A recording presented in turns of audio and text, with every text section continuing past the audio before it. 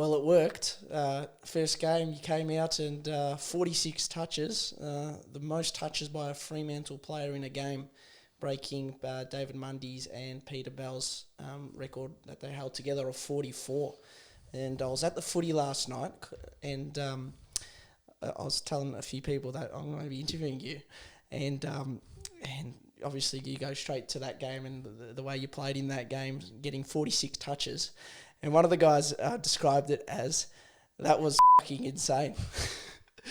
Now, how did you see the game and your performance? Yeah, it was, well, it's on reflection, it's a nice way to start the year.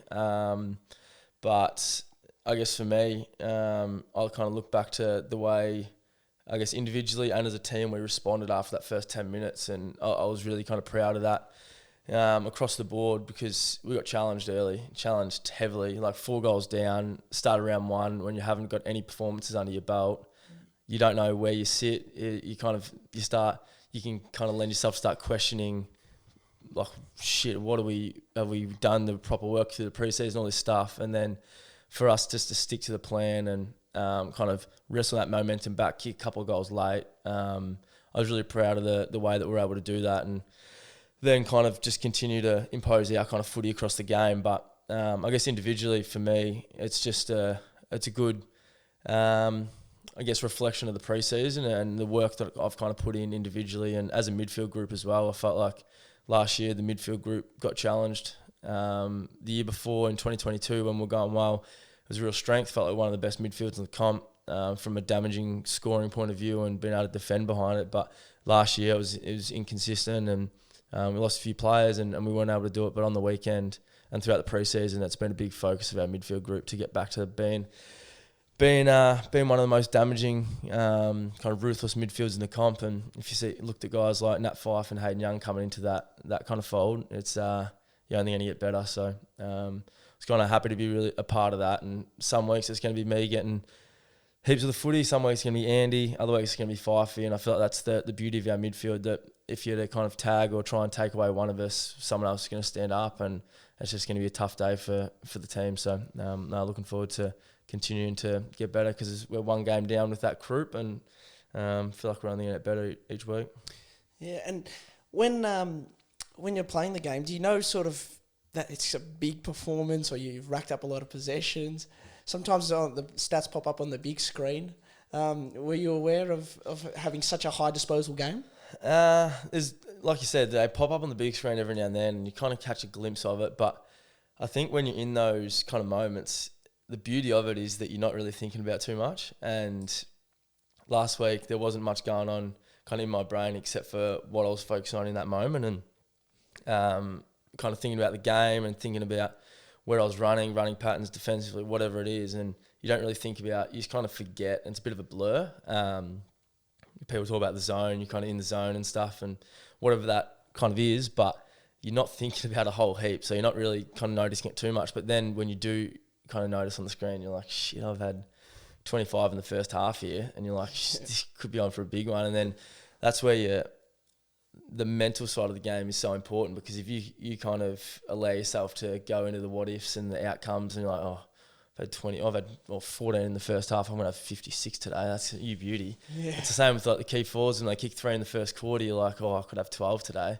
Yeah. And it's like, if you as soon as you think that, moment's gone, you're going to kind of, you can drift, you can kind of go off task, whatever you do. But for me, that was a really good time just to reset and then come out in that third quarter, and obviously experience something a little bit different, a little bit of tag in that third quarter, and just mindset immediately went to how I can help manipulate that and help manipulate for our team and around stoppage. And I felt like we're still able to have a really good impact around stoppage as a team. So you're kind of somewhat aware of it, but when you're in that moment, you're not really focusing too much on it.